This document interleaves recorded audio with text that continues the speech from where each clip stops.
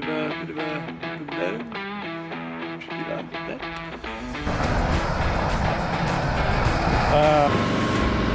And I sort of like that idea. Yeah, I run across there. Bob's your uncle. I'm just so sick of working on this thing. So, hope you're all doing well. I had a horrific night last night. Yeah, last night. Yeah, you wouldn't believe it. It was an irrigator. Irrigator related. How I hate. Yeah, I love it and I hate it all at the same time. But of course I had to come back at a reasonable hour because I had to get up at 4:30 to milk cows. So I sort of gave up, which I never usually do, but I had to because the chain kept on coming off and I think I need to get a new one. I'll explain that when we get over there too. In the meantime though, I need to set up some fences ready for cows coming. That's the thing, you've always got to be like a day ahead. In a grazing based situation, you need to know what you're doing for tomorrow so you're not going around at 5 o'clock in the morning like this guy this morning and working out what paddock to go where and what fences need to be set up. But I mean, other than the irrigation in general, I mean the pivot now we can hardly water with because the bore's still buggered, Don River's dried up. And whilst we do have a license to take water out of the Don River in summer, there's certain months that you're allowed to. It's not very big, it's not very much. And it's hardly flowing as it is, so it's a challenge. I can't do anything about it. I need to get these bore guys here. They did say they hope before Christmas. Obviously you look at your day and your time, it's past Christmas now. I was a bit hopeful about it, but you never know. They might come through shortly. That's the paddock we topped the other day. I was having a chat to Damo about it, and the neighbour who milks a lot of cows and helps me with a lot of things. He suggested, because I said how thick and horrible it sort of was, and I feel like it's going to smother the grass growing through it. He suggested raking it up and baling it and having it as bales, like hay bales for the bulls. And I sort of like that idea. Yeah, as you can see, nice juicy grass. Got 2 hectares. I'm only going to give what it'll be? It'll be their day, so I'll give them slightly less because they're not in there as long. We'll give them 0.8 and we'll give them 1.2 of a night time. A lot of dairy farms around the areas have like day paddocks and night paddocks. I'm just maybe bucking the trend a little bit, or maybe other people do it as well. I just get in, get a paddock grazed and get out. That way it's sort of, the grass has the most amount of time to recover. We don't have any fancy fancy mapping geotech style system, so just use a app called Measure Maps and I can get a rough idea on where I need to place my pegs. So that's 81, so that's 0.8 of a hectare. So roughly where I am here, I run across there.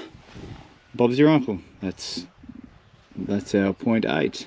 And what's remaining of the paddock, they can have for that night feed. So this will be the day feed, that'll be the night feed.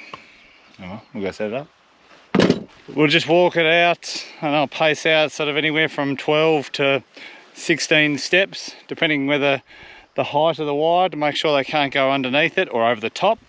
So we just put the pegs out, hook the reel up at the other end, and then wind it all on out and hook it up at the other end. Simple as that. Righto, fences are sorted for tomorrow. I need to go back out to this irrigator. Oh, gift that keeps on giving really, really bad presents. Hello, my old friend. More like arch enemy. So let me show you. That there is supposed to be there. It's all wrong.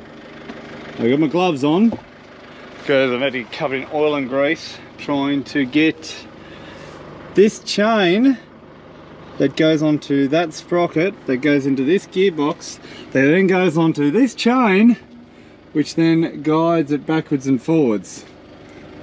At the moment, that there is supposed to be all the way back here. And it's important to have it in line so it winds the hose in the right direction. And then we'll stagger it like that, and then stagger it back, and then stagger it back. It is at the moment, it's not really good because it's going to wind up all in one spot and then trip out. I'm just so sick of working on this thing. So we'll start by taking off this guard. And then we can get to the chain a bit better.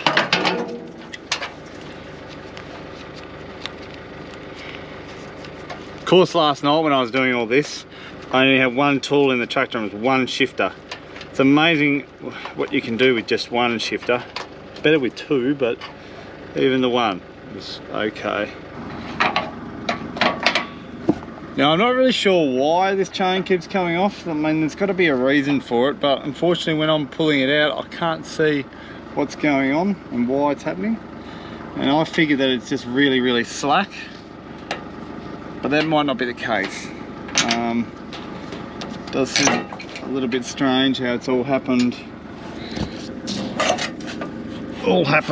after the circus of what happened the other day. Okay, chain clearly not where it's supposed to be.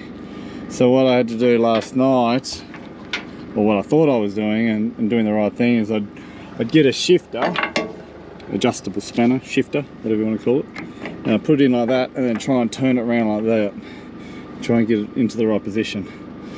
Did that twice and it still didn't work. Still came off again and again. It doesn't look overly square, like it looks like it's pointing into there, or it should be more up like that. Maybe that's doing it? I don't know. I can't really twist. I'm not sure. I know when I get the chain on though, it looks pretty loose. I don't know whether I can bother trying to get that chain back on. I sort of need to. Well, I just undone those bolts. One of them's really bent. Hopefully I didn't do that. This is what I mean by the chain. Like, it's so loose it can go beyond itself. And there's no idler, there's nothing to tension it. I can't move that any direction. Well, I guess I could put some washers and space that gearbox out, but then is that gonna affect? No, it's probably not. Maybe I do get some washers as well. Alright, we're back. Back to this. Had to get a few new bolts and new washers like I spoke about. So we'll go ahead and try and, if you can tell if that's not straight or not. Can you see that? Bit of a bow. Should be like that. Let's try and put this back together. I've got a new chain as well. There's 234 links and I could buy a packet for 240 links. So we might have to cut one or two out, but anyway, we'll see how it looks. That other one might have been stretched beyond belief. Oh, so clean. Wow, feels a lot better. Ugh.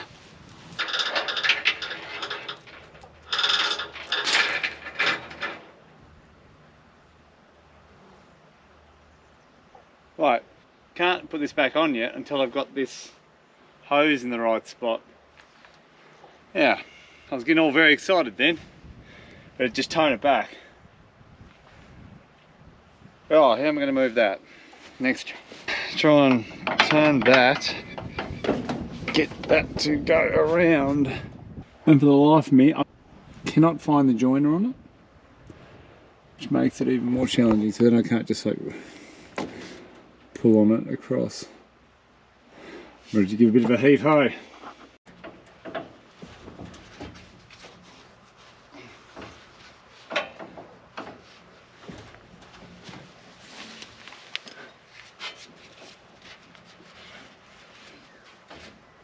Right, we're back. I think we're winning. I've unbolted this big old plate here that guides it, and then I've been able to move this along this guide because it's on a chain, and then I'll bolt it back up there.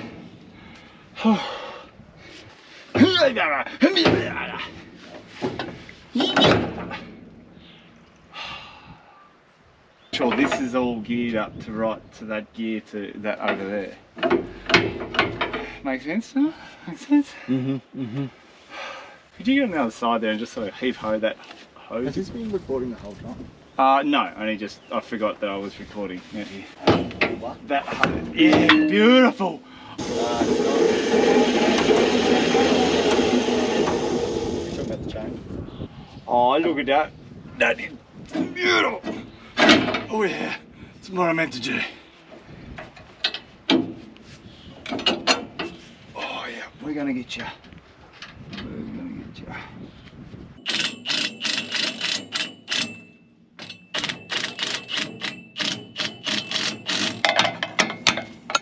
So, move this gearbox across, tighten up this chain, so we can have tension on that one.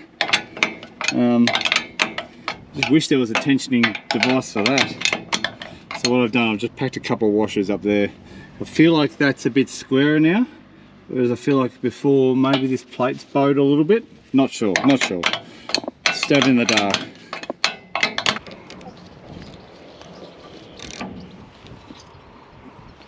Right, and just put the joiner in, and we should be back to... Okay, we seem to be a link short. I wonder if that's because I bulked it out with those washers. Probably shouldn't have cut it first. Drat. Half a link. I think I've got half length. I'm gonna have to take a washer out. Far out.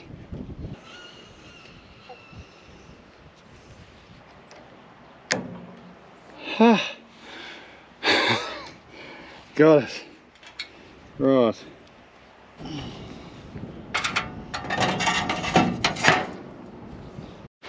Right, I'll put this shroud back on and hopefully it'll just go. We've got that all lined up all nice, so as it rolls in that'll just guide itself across, then guide it back. Here's hoping. So I'm just walking over to start the pump, just to flush the lines out, just to make sure I don't get any caught in the irrigator. It's the last thing I need right now. You can see in the background there, Noscapine poppies. Very purple base sort of colour. Really like to irrigate them as well, but geez, I just gotta get these buds done first at least. To start with anyway. Here's hoping. Pray for Josh. I've really got to go back and, it's 2:15, I've got to go back and milk too. In one of my videos like a year ago, I was having a hell of a trouble with the priming pump, or hand primer. It just wasn't working. My Gerald French commented to say throw it away, get something better. We did! Little pump there. So now I just put a hose in the top and just let it do its thing. Well and truly flushed.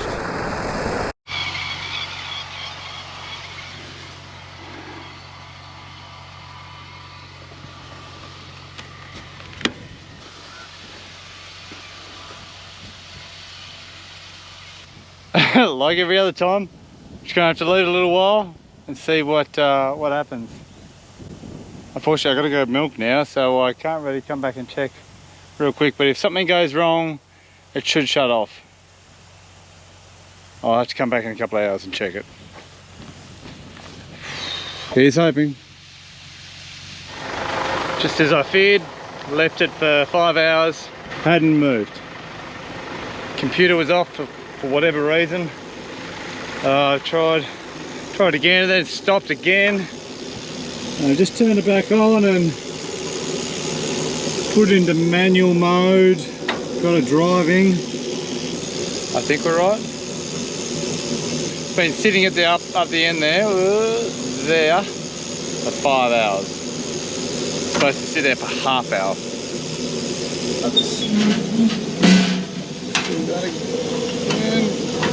I think our guide is rightish.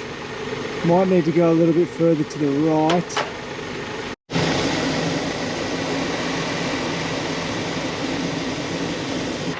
Now I'm going to leave it longer this time. I'm going to leave it for 14 hours as a run, so I'll come back here tomorrow morning. I really hope it's here. I might do a quick drive-by tonight, maybe.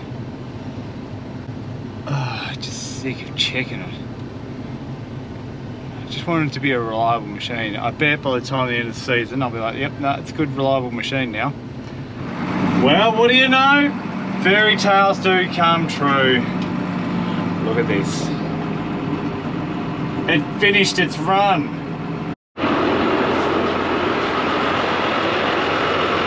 Oh, hello. So usually when it finishes, or it had been finishing Further across, like right to the end of the reel, whereas now there's still sort of a hose width left. Looks fine. Looks fine. Everything's fine. Everything's fine. Everything's fine. Nothing's exploded. I think we're onto a win. I think. Let's shift it and move it back out as we pull out to see if the guide keeps up. So obviously the guide that we fixed, like all the chains and stuff, kept up coming in. It shouldn't be a worry, but I'm just thinking out loud. Just thinking out loud.